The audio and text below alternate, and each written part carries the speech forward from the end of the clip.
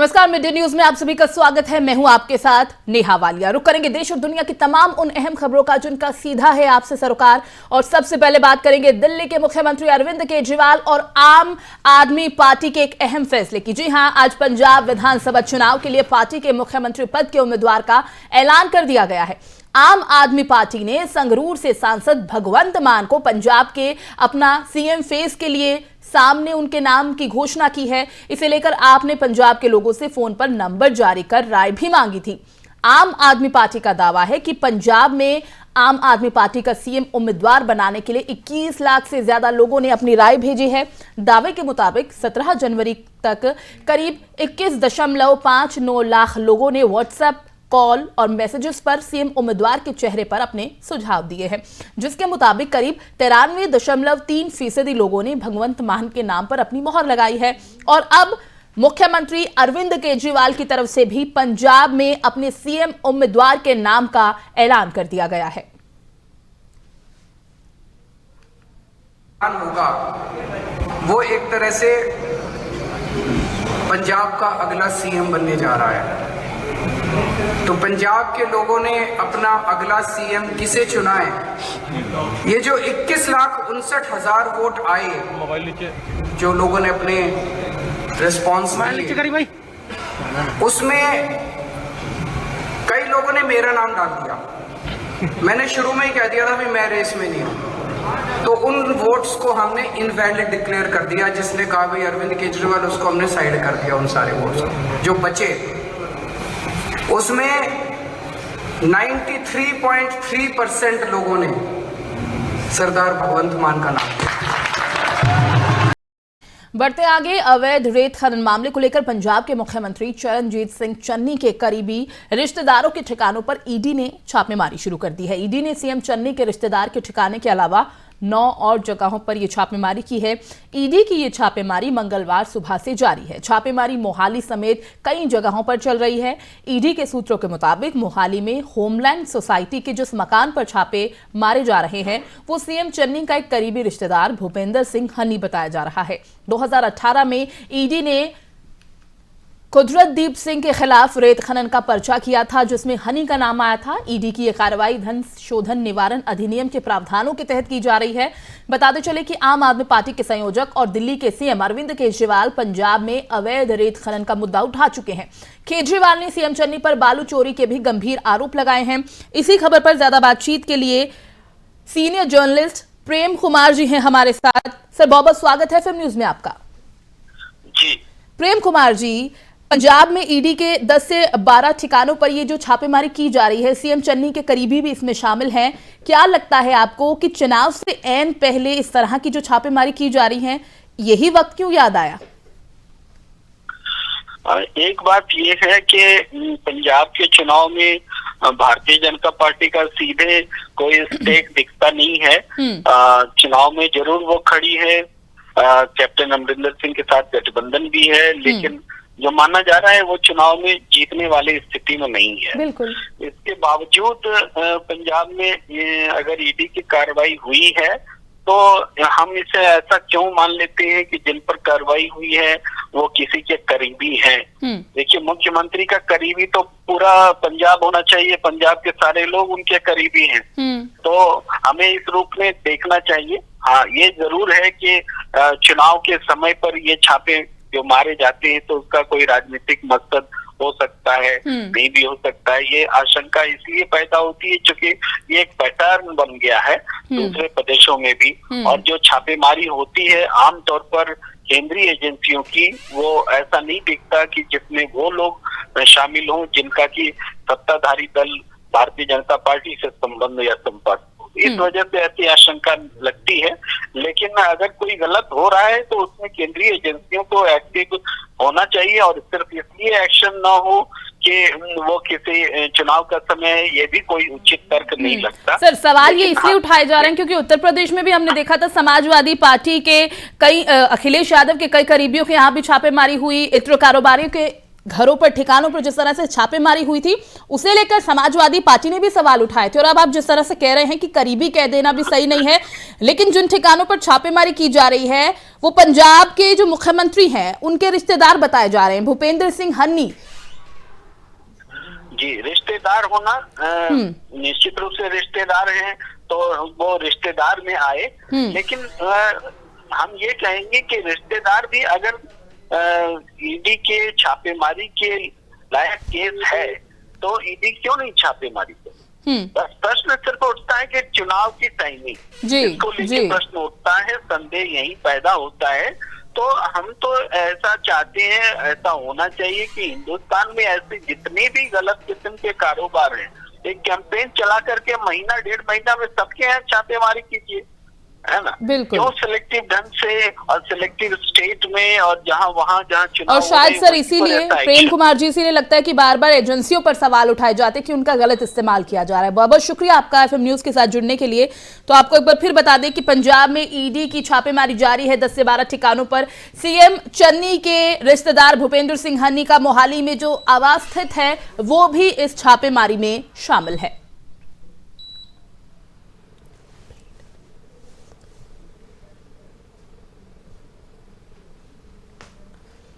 तो फिर बता दें, पंजाब में प्रवर्तन निदेशालय यानी ईडी ने 10 ठिकानों पर छापेमारी की है और बताया जा रहा है कि ये जो छापेमारी है अवैध सैंड माइनिंग और पैसों के अवैध लेन देन के मामले में की गई है। और ईडी ने जिन ठिकानों पर ये छापेमारी की है उनमें पंजाब के मुख्यमंत्री चरणजीत सिंह चन्नी के रिश्तेदार का भी नाम सामने आया है।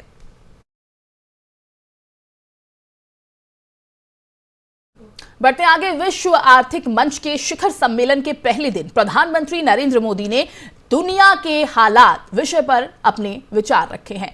इस दौरान उन्होंने कहा कि भारत कोरोना के मुकाबले के साथ ही आर्थिक क्षेत्र में भी आशावान विजन के साथ आगे बढ़ रहा है। भारत आज सिर्फ एक साल में ही 160 करोड़ कोरोना वैक्सीन डोज देने के आत्मविश्वास से भरा हुआ है।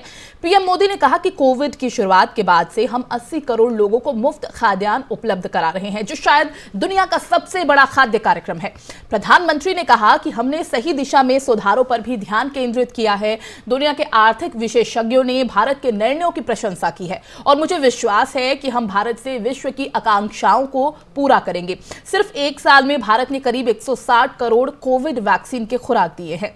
भारत जैसे लोकतंत्र ने पूरी दुनिया को उम्मीद का एक गुलदस्ता दिया है और इस बुके में शामिल है लोकतंत्र के प्रति विश्वास, 21वीं सदी को सशक्त बनाने की तकनीक और हम भारतीयों की प्रतिभा और स्वभाव।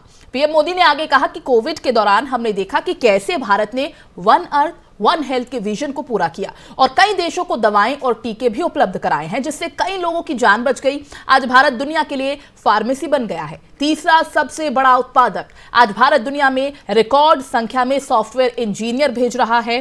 भारत में 50 लाख से ज्यादा सॉफ्टवेयर डेवलपर काम कर रहे हैं।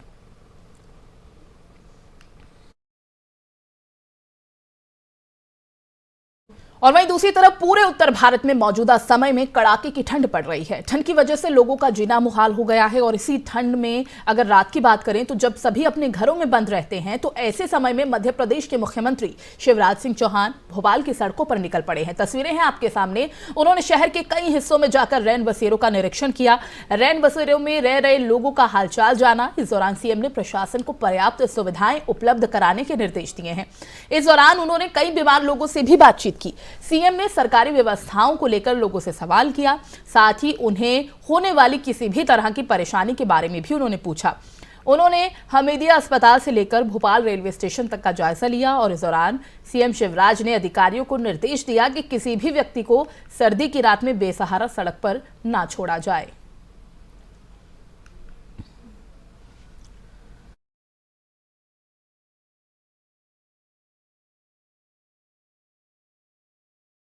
देखिए, माना जाता है कि गोवा में बीजेपी को सत्ता के दरवाजे तक लाने में मनोहर पर्रिकर का एक अहम योगदान है, लेकिन उनके बेटे उत्पल पर्रिकर ने बीजेपी के खिलाफ बगावती तेवर अख्तियार कर लिए हैं। अब गोवा बीजेपी के अध्यक्ष सीटी रवि ने उनके परिवार को लेकर एक बयान दिया है। क्या कुछ उन्होंने कहा, आइए आपको सुनवाते हैं। पर्रिकर जी ने पार्टी मजबूत करने के लिए बहुत कोशिश की है। उनका कड़ी मेहनत के कारण पार्टी गोवा में अभी स्ट्रांग हुआ, उसके पीछे मनोहर भाई जी का योगदान है। मनोहर जी हमेशा स्वप्न करते थे पार्टी और मजबूत होना, इसके लिए पूरा जिंदगी भर काम किया और उनका स्वप्न है गोवा डेवलपमेंट होना चाहिए।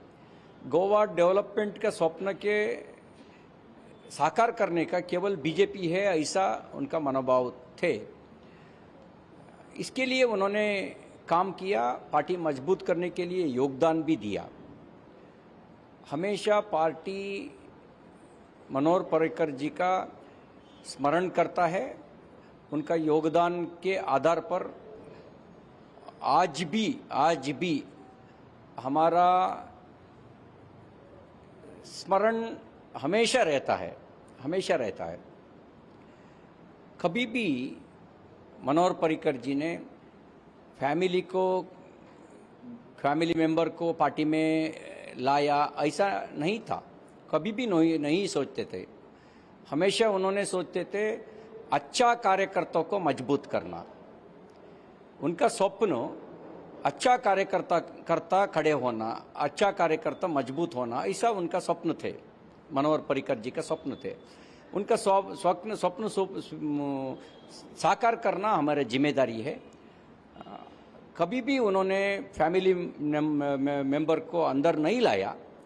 आज उत्पल पर्रिकर जी के बारे में बहुत लोग आप पार्टी, शिवसेना, टीएमसी, कांग्रेस सभी बात कर रहा है। पर्रिकर मनोहर जी के बारे में कांग्रेस कभी भी उनके बारे में उनका मदद कर दिए थे क्या? कब मनोहर पर्रिकर जी सीएम थे उस समय, उनका बीमारी के समय क्या स्टेटमेंट दिया कांग्रेस, राहुल गांधी भूल गए क्या? उस समय श्री अरविंद केजरीवाल क्या स्टेटमेंट दिया, गोवा जनता नहीं भूल गया। हम सभी को याद में। और वहीं प्रधानमंत्री नरेंद्र मोदी पर विवादित बयान देकर कांग्रेस प्रदेश अध्यक्ष नाना पटोले फंस गए हैं। बयान सार्वजनिक होने के बाद नाना ने सफाई दी कि वो अपने मतदान क्षेत्र में मोदी सरनेम वाले एक स्थानीय गुंडे के बारे में बात कर रहे थे। और इधर नाना के बयान पर पूर्व मुख्यमंत्री और विधानसभा में विपक्ष के नेता देवेंद्र फडणवीस, बीजेपी प्रदेश अध्यक्ष चंद्रकांत पाटिल ने गहरी आपत्ति जताई। हमारे परिसर में गाँव गुंड है और वहाँ के लोग मेरे को कंप्लेंट कर रहे थे। उस गुंड के बारे में मैं बात कर रहा था, उसका भी नाम मोदी है।